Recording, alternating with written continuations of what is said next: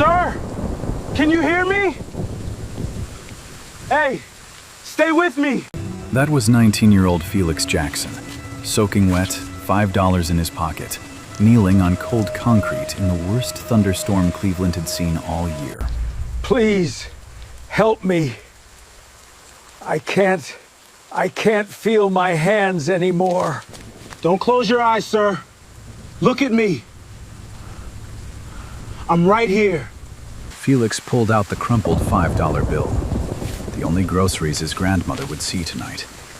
He pressed it into the old man's frozen palm. Then he unzipped his jacket, his dead father's jacket, the only thing he had left of him, and draped it over the stranger's trembling shoulders. Felix didn't know that stranger's name, and he sure didn't know that in exactly 3 days, that one small moment on a freezing bench would come back to find him in ways he couldn't have dreamed of. Most people drive past Garfield Heights and don't look twice.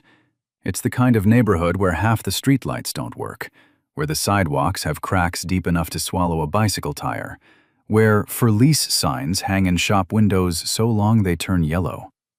This is where Felix Jackson lived. This is where Felix Jackson survived. He rented a 2-bedroom apartment on the 3rd floor of a brick building on East 118th Street with his grandmother, Dorothy Jackson. The elevator hadn't worked since before Felix was born. The hallway smelled like mildew and old carpet, and every winter the heating would cut out at least twice, leaving them layering blankets and boiling water on the stove just to keep the air warm enough to sleep. Felix was 19. He should have been in college by now. He had the grades. He had the acceptance letter, still pinned to the fridge with a magnet shaped like the state of Ohio. Cleveland State University. A full year ago, that letter showed up in the mail, and Dorothy had cried so hard she couldn't speak for 10 minutes. But the tuition number at the bottom of the page might as well have been written in a foreign language. $18,000 a year. They couldn't even cover $1,800, so the letter stayed on the fridge. And Felix stayed in Garfield Heights. Every morning he woke up at 5:45. Not to an alarm, his body just knew. He'd lie still for a second, staring at the ceiling where the paint was peeling in long brown strips, and he'd listen. If he could hear Dorothy coughing in the next room, it was a bad day. If it was quiet, it was a better one. Dorothy had COPD, chronic obstructive pulmonary disease, the kind that made her lungs sound like crumpled paper bags.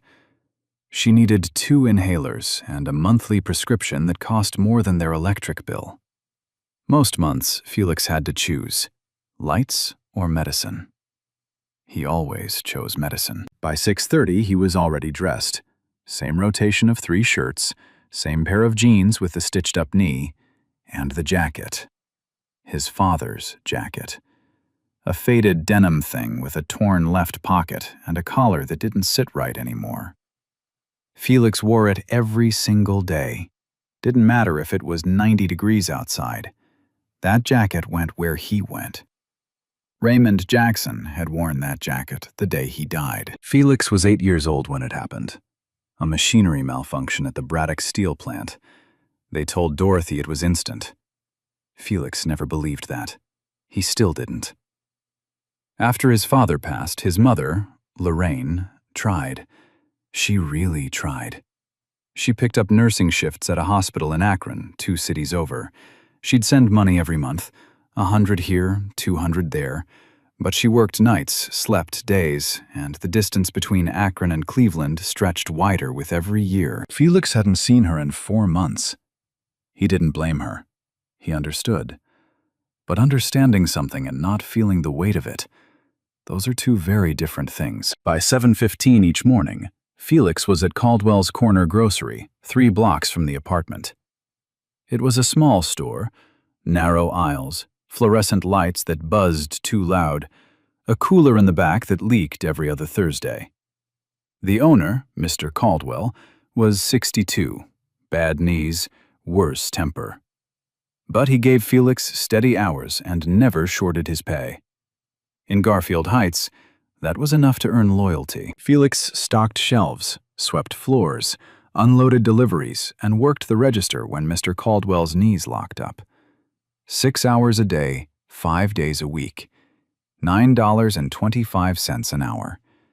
Then, at 5 p.m., he clocked out, rode his bicycle home, checked on Dorothy, heated whatever was in the fridge, and waited. At 7 p.m., his second shift started. Night Dash, a food delivery app. Felix didn't have a car, so he used his bike, a rusty Schwinn he'd pulled from a dumpster 2 years ago and fixed up with YouTube tutorials and zip ties. He'd ride 3, sometimes 4 hours a night through Cleveland traffic, rain or shine, hauling bags of Thai food and burgers to people in warm apartments who never looked him in the eye. On a good night, he'd make $35. On a bad one, $12. He kept a notebook, a small black composition book he bought at the dollar store. Every night before bed, he'd sit at the kitchen table under the one light that still worked and write 2 numbers. What he earned that day, and how much closer he was to the tuition number on the fridge. After 11 months of tracking, he had $4,112 saved. He needed $18,000. At this rate, it would take him 6 more years. Felix did that math once, sitting on the edge of his bed at midnight. He did it once, and he never did it again. But here's the thing about Felix Jackson, and this part matters more than any number in that notebook. He never stopped smiling at people. He held doors open. He carried Mrs. Patterson's groceries up 3 flights of stairs every Saturday, even though she never asked. He slipped extra napkins into every Night Dash delivery. He remembered the names of Mr. Caldwell's grandkids.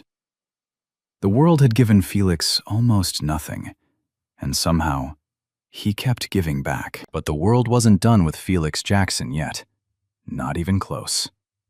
Because what was coming, what was 3 days away from finding him, would make every sacrifice, every empty dinner, every mile on that rusty bike worth something he couldn't possibly imagine. The storm came out of nowhere. All day the sky had been a dull, flat gray, the kind Cleveland wore like a uniform from October through March. But nobody expected what rolled in around 8 p.m. The National Weather Service had issued a severe thunderstorm warning at 6:45, but Felix didn't check his phone for weather alerts.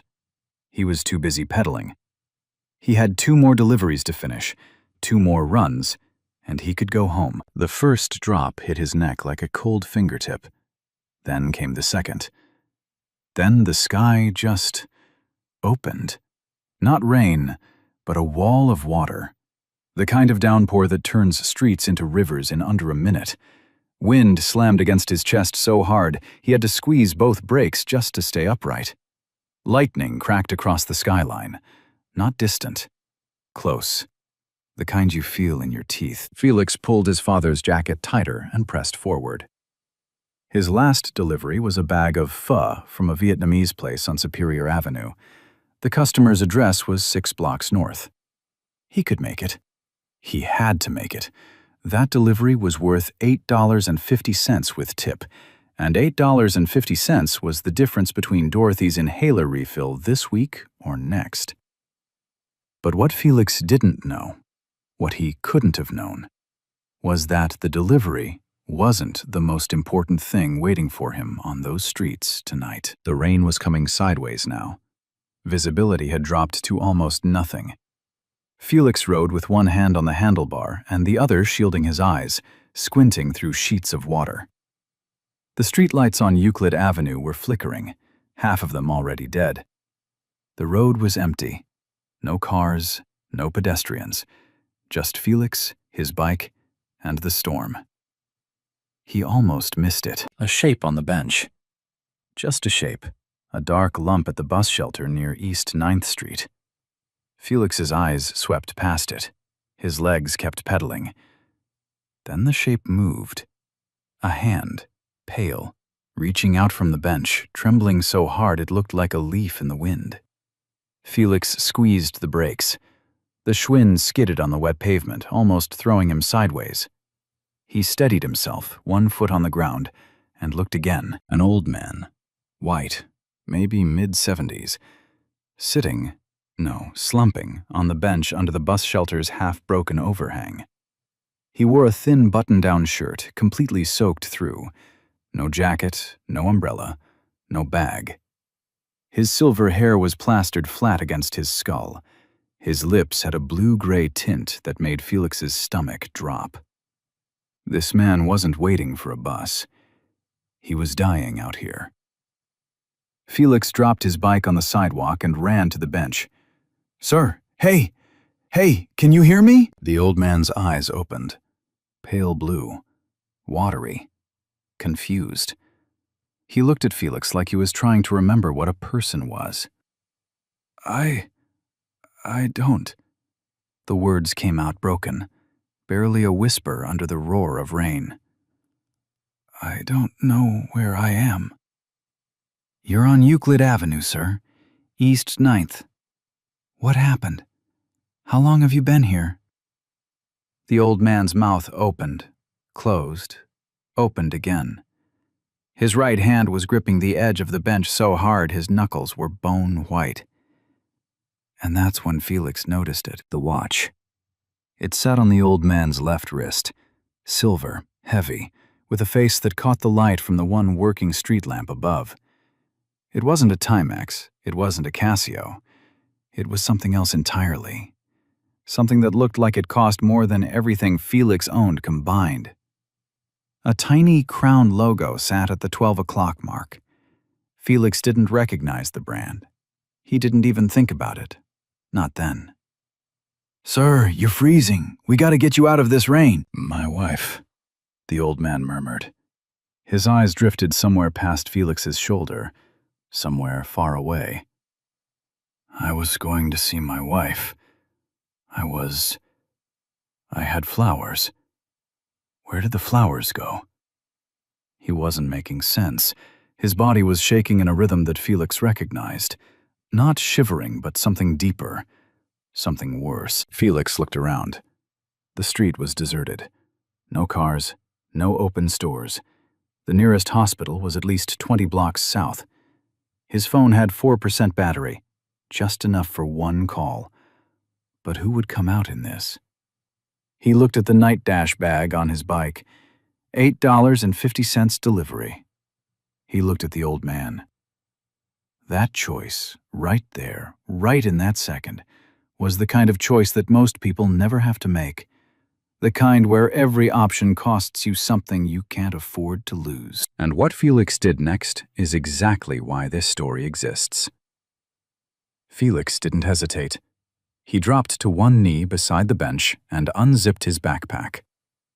The night dash bag was inside, warm fur sealed tight. He pulled it out and set it on the ground.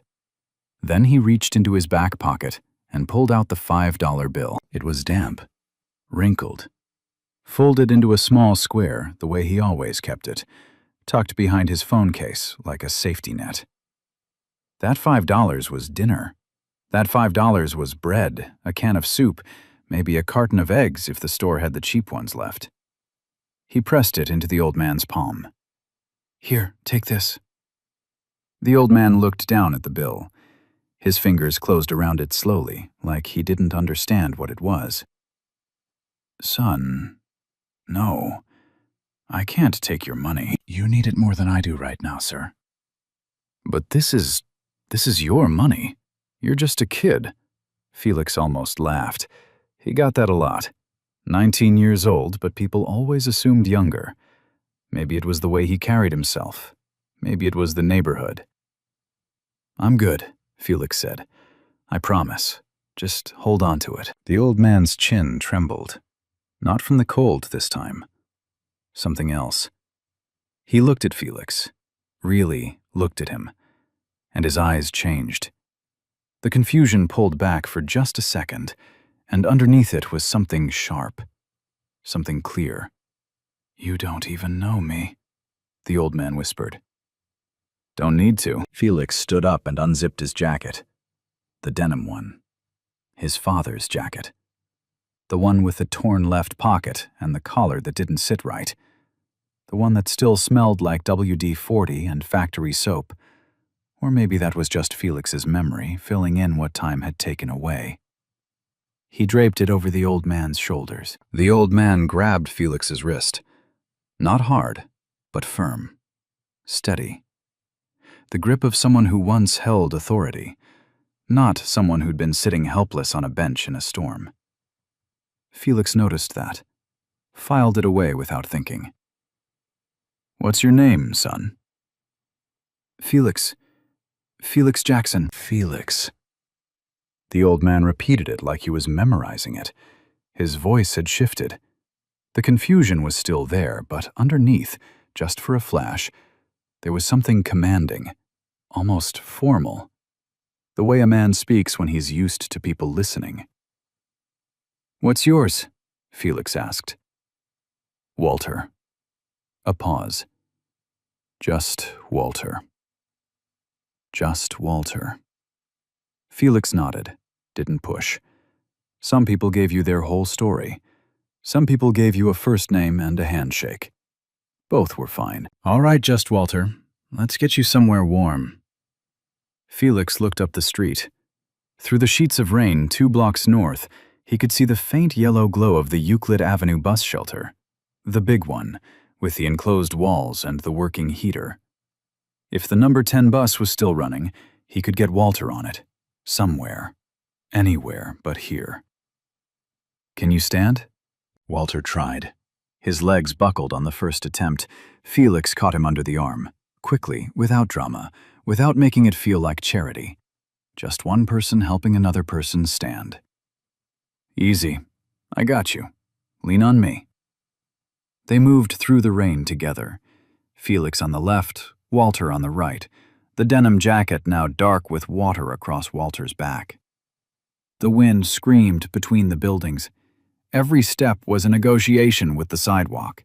Cracked, uneven, flooded at the curbs. Walter stumbled once. Felix caught him. Walter stumbled again. Felix caught him again. "You're strong," Walter said between heavy breaths. "For someone your age. You carry enough groceries up 3 flights of stairs, you get strong fast." Walter let out a sound, not quite a laugh, but close. The first sign of warmth since Felix found him. They reached the enclosed shelter. Felix helped Walter onto the bench inside. The heater was working, barely, but enough. The rain hammered the plexiglass walls, but in here it was dry. Felix pulled the jacket tighter around Walter's shoulders and sat beside him. "The 10 bus should come through in about 15 minutes. It'll take you downtown. You got somebody you can call?" Walter patted his shirt pocket.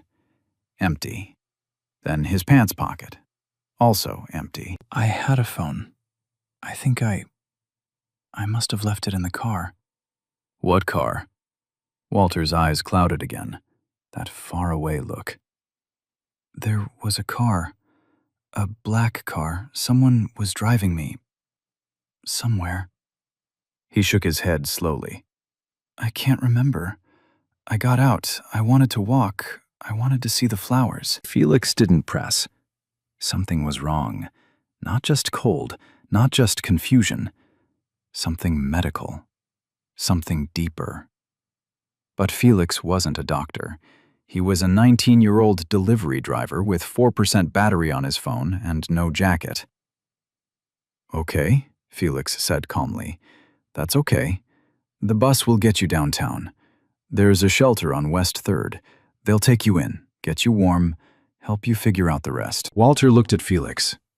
That sharp clarity returned to his eyes, brief, flickering, like a signal fire. "You gave me your jacket," Walter said quietly. "That jacket means something to you. I can tell." Felix's jaw tightened. He looked at the floor. "It was my dad's." "Was?" "He passed a long time ago." Walter was quiet for a moment. When he spoke again, his voice had changed. Lower. Careful. The voice of a man choosing his words with precision. Then this jacket is worth more than anything I could give you in return. And you handed it to a stranger in a rainstorm. He paused. I won't forget that, Felix. I need you to hear me when I say that. I will not forget this. The way he said it, steady, deliberate, each word placed like a stone. It didn't sound like an old man making a grateful promise. It sounded like a man making a decision. Felix didn't catch that, not then. The headlights of the number 10 bus cut through the rain.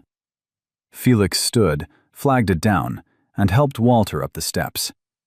The driver gave them both a look, the soaking wet kid and the shivering old man, but didn't say a word. Take care of yourself, Walter. Walter held Felix's gaze from the top step. He pressed one hand against the denim jacket on his chest. You'll see me again, son. Felix smiled, the kind of smile that expects nothing. The doors closed, the bus pulled away, and Felix stood there in the rain, watching the taillights disappear down Euclid Avenue. Then he picked up his bike, grabbed the now cold delivery bag, and started pedaling home. No jacket, no $5, no delivery pay tonight. Just the rain and the road and the quiet feeling that he'd done the right thing. Felix pedaled home in the dark. The rain hadn't let up. If anything, it was worse. Heavier, colder, the kind that found every gap in your clothes and settled into your bones. Without his jacket, the wind hit his chest like a fist. His t-shirt was plastered to his skin. His sneakers squelched with every rotation of the pedals. Water ran down his face so fast he could barely keep his eyes open. But Felix wasn't thinking about the cold. He was thinking about the old man's eyes. There was something in them. Something that didn't match the rest of the picture. The soaked shirt, the trembling hands, the confusion. When Walter had grabbed his wrist and said, "I will not forget this," his eyes hadn't looked lost. They'd looked locked in, focused. Like a man who'd spent his whole life making decisions that mattered, and had just made another one. Felix shook it off. People said things in moments of crisis. They said thank you like they meant forever, and by morning they'd forgotten your face. That was life. He knew that. He turned onto East 118th Street and carried his bike up the front steps. The elevator was broken, always broken, so he climbed 3 flights, water dripping from his clothes onto every stair. Dorothy was asleep in her recliner. The TV was on, some late-night rerun with the volume too low to hear. Her inhaler sat on the armrest next to a half-finished cup of tea. The apartment smelled like menthol and canned soup. Felix stood in the doorway for a second, just watching her breathe. Every exhale had that faint whistle, the sound he'd learned to measure. Soft whistle meant okay, loud whistle meant bad night, no whistle meant hospital. Tonight was a soft whistle. He exhaled. He crept past her to the kitchen, opened the fridge. A carton of eggs with 2 left, a quarter bottle of hot sauce, a Tupperware container of rice from 2 days ago. No bread, no milk, no soup. He'd given away dinner money, and he knew it. Standing there in his soaking wet shirt, dripping onto the cracked linoleum, Felix felt the weight of that choice for the first time. Not regret, never regret, but weight. The kind of weight that comes from doing the right thing when the right thing costs you something real. He ate the 2 eggs with hot sauce and cold rice, standing up at the counter, didn't bother with a plate. After he changed into dry clothes, he sat at the kitchen table and opened his notebook. The black composition book. He clicked his pen and wrote the date. Under the earned column, he wrote $0. The night dash delivery had gone cold. He'd have to eat the cancellation penalty tomorrow. Under the saved column, the number stayed the same. $4,112. He stared at that number for a long time. Then, underneath it, in small handwriting, he wrote something he'd never written in the notebook before. Not a number, a sentence. Gave my jacket to a man at the bus stop. Hope he made it home. He closed the notebook and went to bed. The room was small, just a mattress on a metal frame, a plastic crate for a nightstand, and a framed photo on the wall. The photo showed Raymond Jackson standing outside the Braddock steel plant, arms crossed, grinning, wearing a faded denim jacket with a torn left pocket. Felix looked at the photo the way he always did before sleep. Quick, just a glance, just enough to say goodnight. But tonight, the empty hook on the back of his bedroom door, where that jacket had hung every night for 11 years, felt louder than the storm outside. He pulled the blanket up and closed his eyes. 3 blocks away, the number 10 bus had already reached downtown, and the old man in the denim jacket had already made a phone call. Not from a shelter, but from the back seat of a black sedan that had been looking for him all night. But Felix didn't know that. Not yet. The next morning, Felix woke up sore. His legs ached from pedaling through the storm. His throat had that scratchy, tight feeling that meant a cold was coming. And the first thing he saw when he opened his eyes was the empty hook on the back of his door. No jacket. He got dressed, one of his 3 shirts, the jeans with the stitched knee, and headed to Caldwell's corner grocery for his morning shift. The walk felt different without the jacket. Lighter, colder, like a piece of him was missing and everyone could see the gap. Mr. Caldwell noticed immediately. "Where's your jacket, kid?" "Gave it away." Mr. Caldwell stared at him over the register. "You gave it away? The one your daddy wore?" "Yes, sir." "To who?" "Just some man at a bus stop." Mr. Caldwell shook his head slowly. He didn't say anything else. But Felix caught the look, half admiration, half worry. The look people give you when they think your heart's too big for your circumstances. The day passed like any other. Stock the canned goods, sweep the back aisle, rotate the milk, smile at Mrs. Patterson when she came in for her weekly groceries, carry them to the door for her even though his arms were tired. But something was different outside. Around noon, Felix stepped out to bring in a delivery from the sidewalk. Across the street, a black sedan was parked at the curb, tinted windows, engine running. It hadn't been there an hour ago. Felix looked at it for a second. Then he picked up the boxes and went back inside. By the time he came out again, the sedan was gone. That evening, during his night dash shift, Felix had a delivery to an office building downtown, one of those glass towers near Public Square that he never had reason to enter. The security guard at the front desk waved him through without looking up. But as Felix waited for the elevator, something on the lobby wall caught his eye. A name, etched in gold letters on a marble plaque beside the elevator doors. Crestline Holdings, founded 1972. And beneath it, a smaller line, Walter S. Bennett, Chairman Emeritus. Felix looked at the name. Walter. Just Walter. His mind flickered. The bench, the rain, the old man's trembling hand, the watch with the tiny crown at 12 o'clock, the way he'd said, "I will not forget this," like he was signing a contract. Nah, couldn't be. Felix shook his head, stepped into the elevator, and delivered the food. But the name stayed with him all night, and what was waiting for him tomorrow would prove that coincidences, real ones, don't exist. 2 days after the storm, Felix had almost convinced himself he'd imagined it. The name on the plaque. The black sedan. The watch that didn't belong on a man sitting alone at a bus stop in the rain. He'd filed it all in the back of his mind under weird stuff that doesn't matter, and moved on. Because that's what you do when you're 19 and broke. You don't chase mysteries. You chase the next paycheck. It was a Thursday. Felix was halfway through his morning shift at Caldwell's, restocking canned beans on aisle 3, when the bell above the front door chimed. He didn't look up. Customers came and went all morning. Nothing unusual. Then Mr. Caldwell's voice, low, tight, the way he only sounded when something made him nervous. "Can I help you, ma'am?" "Yes, I'm looking for a young man named Felix Jackson. I was told he works here." Felix set down the can of beans. The woman standing at the register was tall, mid-40s, wearing a charcoal gray suit that probably cost more than 3 months of Felix's rent. Her hair was pulled back in a clean bun.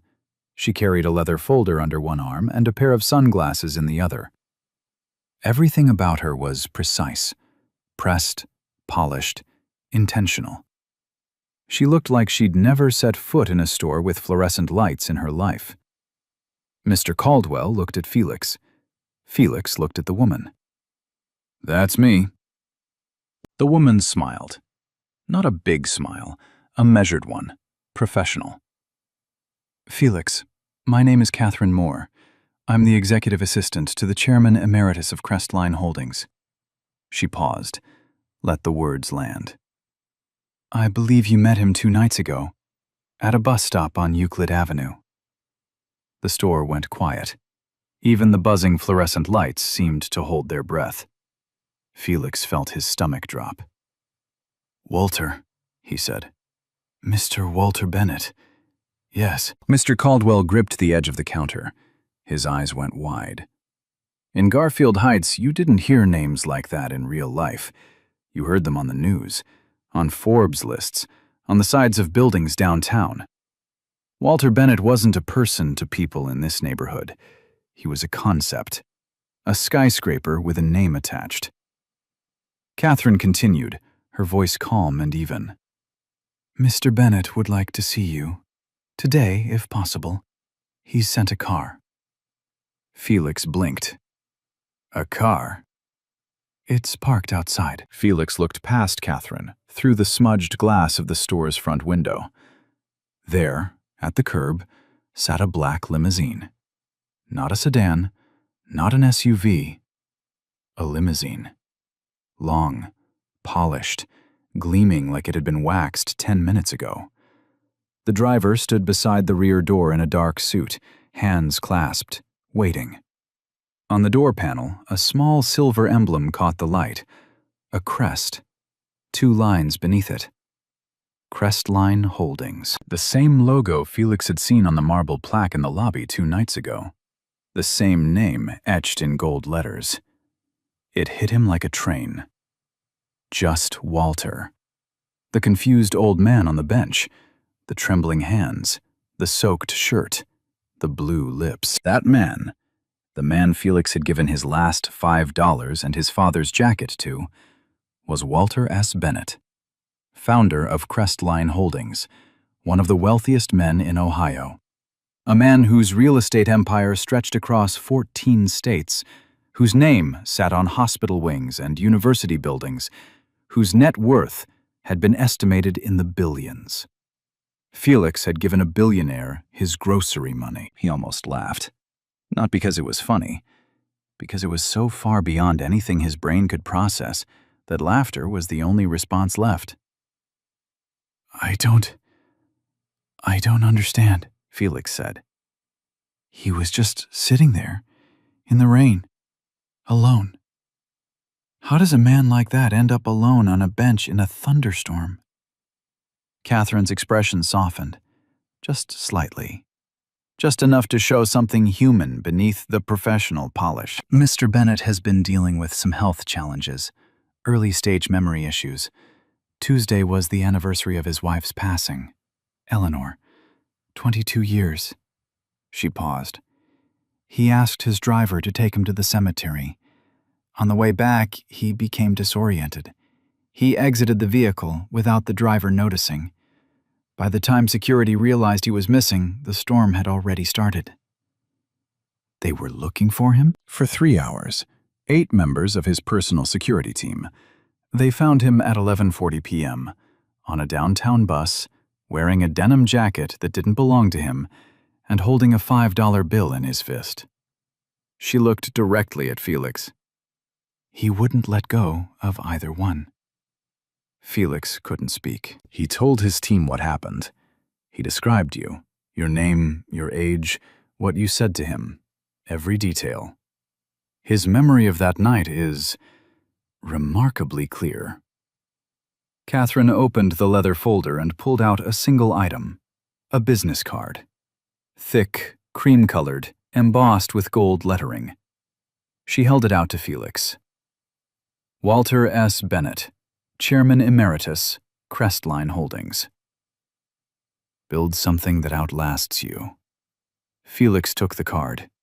His hands were steady, but his mind was spinning. He's asked to see you personally, Catherine said. No obligation, no pressure. He simply wants to thank you face to face. And... She hesitated, the first crack in her composure. He has something he'd like to discuss with you. Felix looked at Mr. Caldwell. The old man behind the counter hadn't moved. His eyes were glassy. He nodded once, slow, deliberate.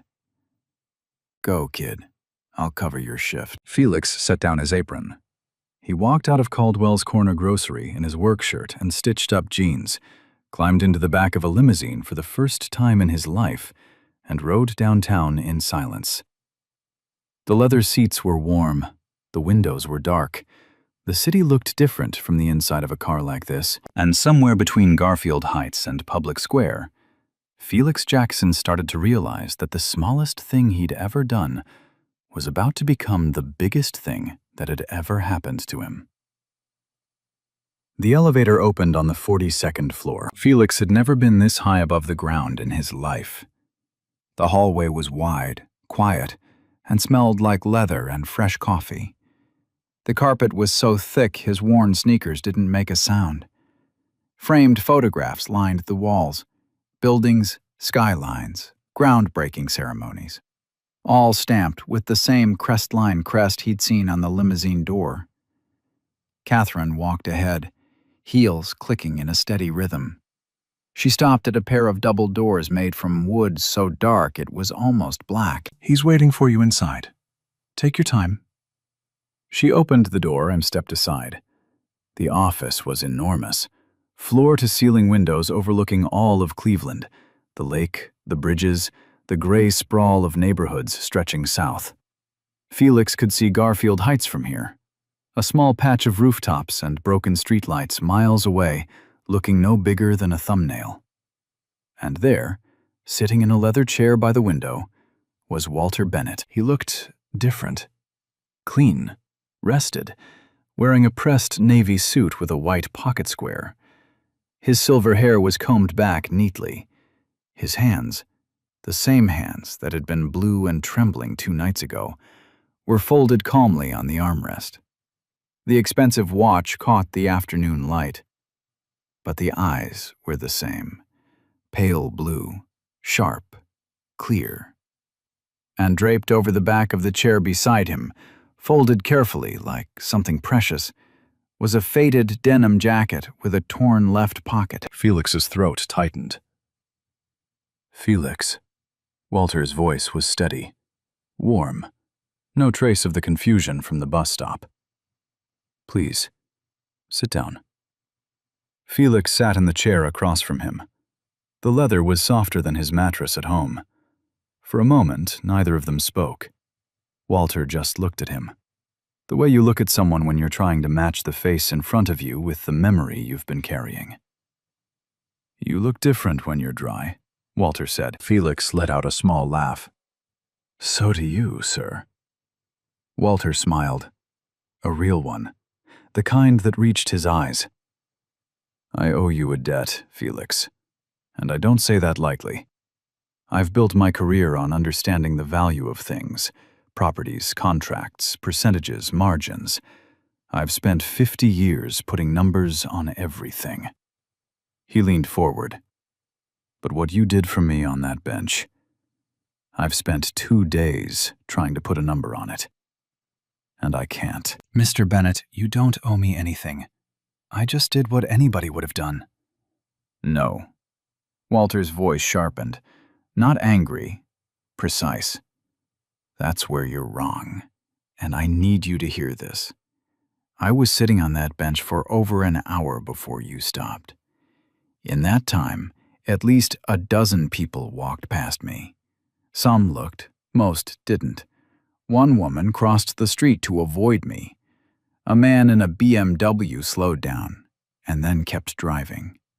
He paused. You were the only one who stopped. The only one. A 19-year-old kid on a bicycle in a thunderstorm with $5 in his pocket. You stopped. Felix didn't know what to say, so he didn't say anything. Walter reached beside his chair and picked up the denim jacket. He held it with both hands, gently, the way you hold something that belongs in a museum. Your father's jacket. Yes, sir. I'd like to return it to you. He extended it across the gap between them. I had it cleaned, professionally, but I made sure they didn't alter anything. Every stitch, every tear, every thread, exactly as it was. Felix took the jacket. The fabric was soft, softer than he remembered. It smelled clean, but still somehow familiar. He pressed it against his chest and breathed. Thank you, he whispered. Walter let Felix have that moment. Then he spoke again. Catherine tells me you graduated from high school. Good grades. Accepted to Cleveland State. But you couldn't afford the tuition. Felix nodded. $18,000 a year. I've been saving, but... I know. She told me about the grocery store, the delivery shifts, the notebook. Walter paused. Felix, I want to offer you something, and I want you to listen before you respond. Felix straightened in his chair. First, a full scholarship. Not just Cleveland State. Anywhere you want to go. Tuition, room and board, books, fees. Every dollar. For 4 years.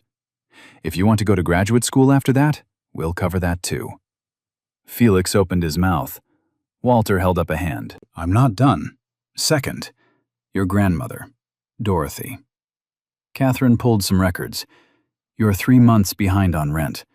Her prescriptions are running about $400 a month out of pocket. I'd like to pay off her lease through the end of next year and set up a medical fund to cover her treatment for as long as she needs it. Felix's vision blurred. He blinked hard, twice. Third. Walter stood and walked to the window. He looked out at the skyline, at the distant rooftops of Garfield Heights, and pointed. Your neighborhood has a community center on East 116th Street. It's been closed for 3 years, boarded up. I've already spoken to the city. Crestline Holdings will invest $250,000 to renovate that building, reopen it, and fund after-school programs, tutoring, job training, and a small business incubator. All of it free, all of it permanent. Felix couldn't hold it anymore. A tear slipped down his cheek. He wiped it fast, the way 19-year-old men do when they don't want anyone to see. Why? His voice cracked. Why would you do all this? I just gave you $5 and a jacket. Walter turned from the window. The afternoon light framed him from behind. His expression was the steadiest thing in the room. Because I've spent 50 years building things, Felix. Buildings, companies, portfolios. And in 50 years, not one person has ever given me something that mattered more than what you gave me on that bench. He walked back to his chair and sat down. You gave me proof. Proof that the kind of person I've been looking for my whole life actually exists. He reached into his jacket pocket and pulled out a small folded piece of paper. He slid it across the table to Felix. Felix unfolded it. It was the $5 bill. Wrinkled, still damp at the edges, the same one from the storm. I'm keeping the memory, Walter said. But that belongs to you. The news broke on a Friday. Cleveland Plain Dealer ran it first, front page, below the fold. The headline read, Crestline founder credits stranger's kindness for rescue during storm. By noon, it had jumped to Channel 5. By evening, it was on CNN. The story spread the way only certain stories can. Fast, wide, and with a momentum that nobody could control. Not Walter, not Crestline's PR team, and certainly not Felix Jackson, who found out he was on national television when Mrs. Patterson called Dorothy's landline at 9 p.m., screaming so loud Felix could hear her from the kitchen. Dorothy, turn on the TV! Felix is on the TV! Channel 8, right now! Dorothy fumbled for the remote. The screen flickered to life. And there it was. Felix's senior yearbook photo, next to a stock image of Walter Bennett in a suit, with the banner underneath, 19-year-old gives last $5 and father's jacket to billionaire in storm. Felix stood behind his grandmother's recliner and watched his own face on the screen. He didn't recognize himself. Not because the photo was old, but because the version of him the news was describing sounded like a character in a movie, not a real person who ate cold rice with hot sauce for dinner. But what happened next, in the weeks and months that followed, was real. All of it. The community center on East 116th Street reopened in 9 weeks. Crestline Holdings didn't just write a check and disappear. They sent a full renovation crew, contractors, electricians, painters, plumbers, and they worked alongside volunteers from the neighborhood. Felix was there every Saturday, hauling drywall, painting walls, carrying folding chairs up from the basement. The building had been closed for 3 years. Boarded windows. Graffiti on the front wall. A parking lot so cracked that weeds had pushed through and grown knee-high. Most people on the block had stopped seeing it.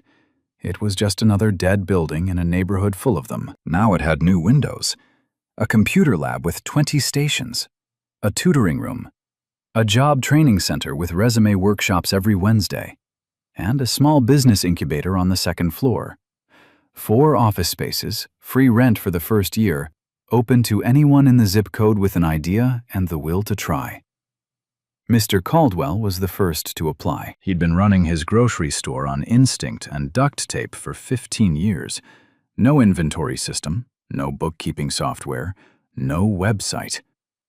Within 2 months of joining the incubator program, he had all 3, plus a delivery service that tripled his weekend revenue.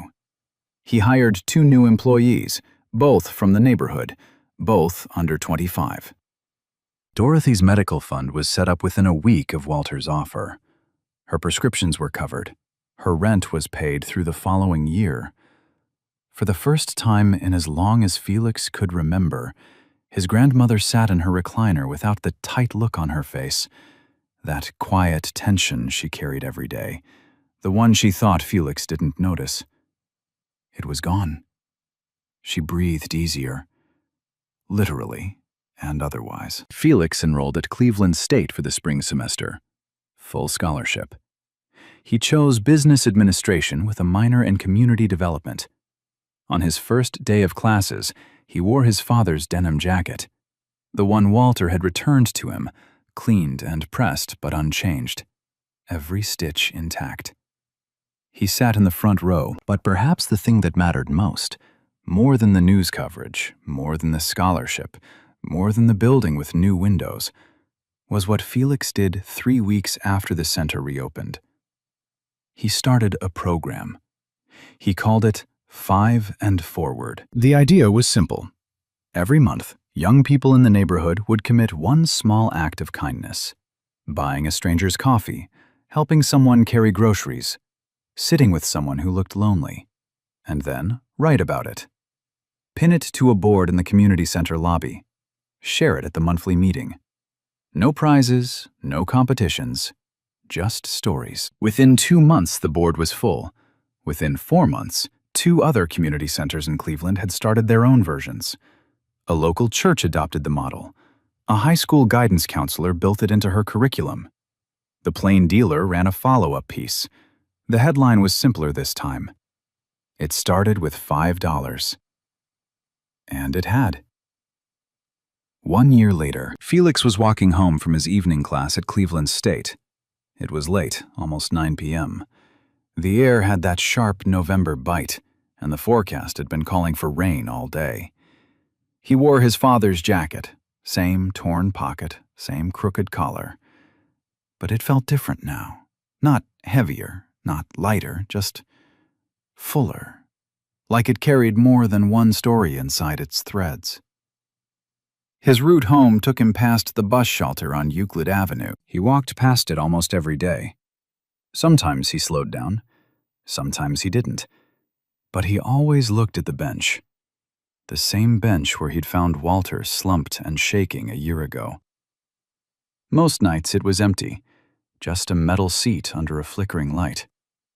Tonight, it wasn't empty. A girl sat at the far end, 18, maybe 19.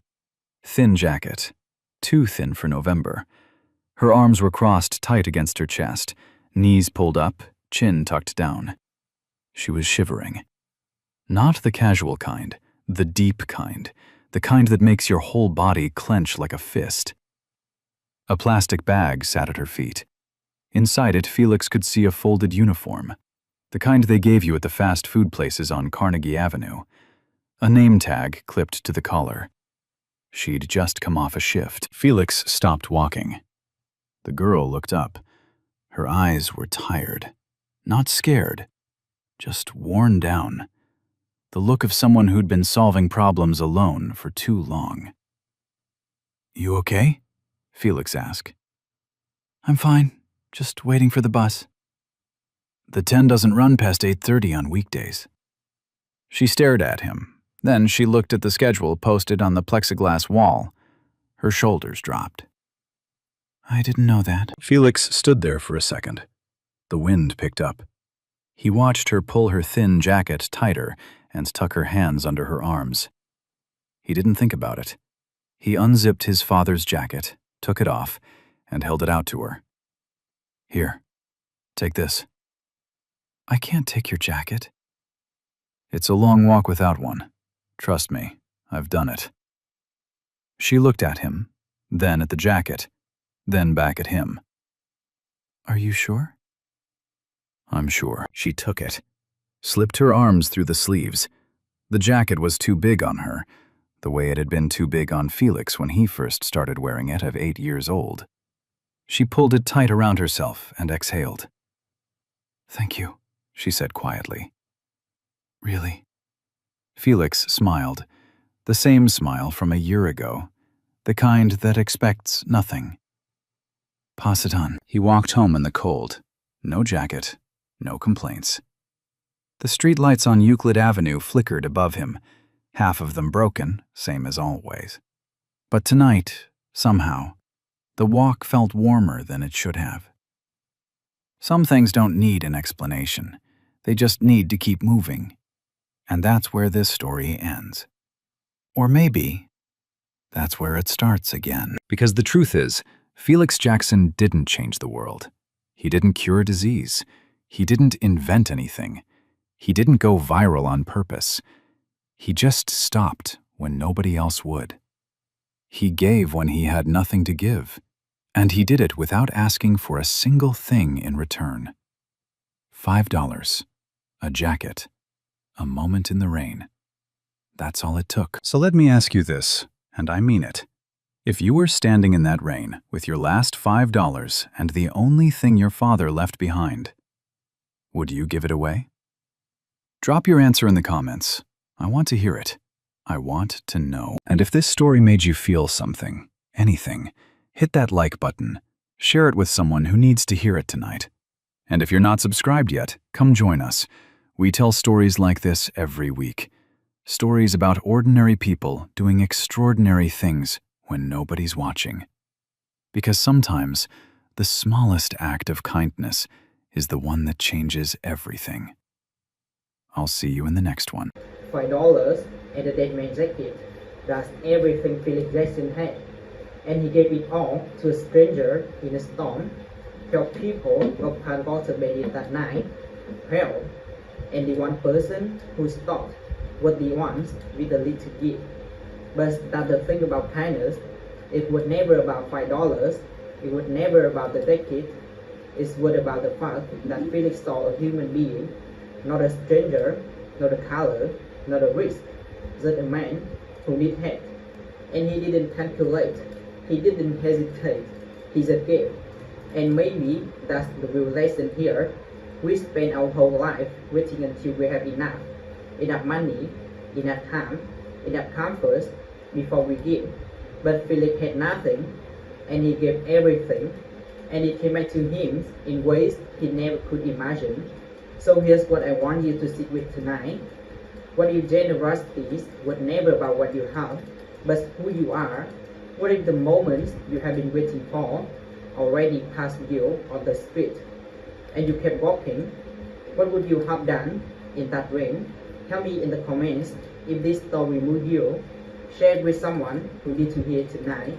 Subscribe if you haven't. We tell stories like this every week. Sometimes the biggest thing you will ever do is the smallest thing you almost didn't. I will see you in the next one.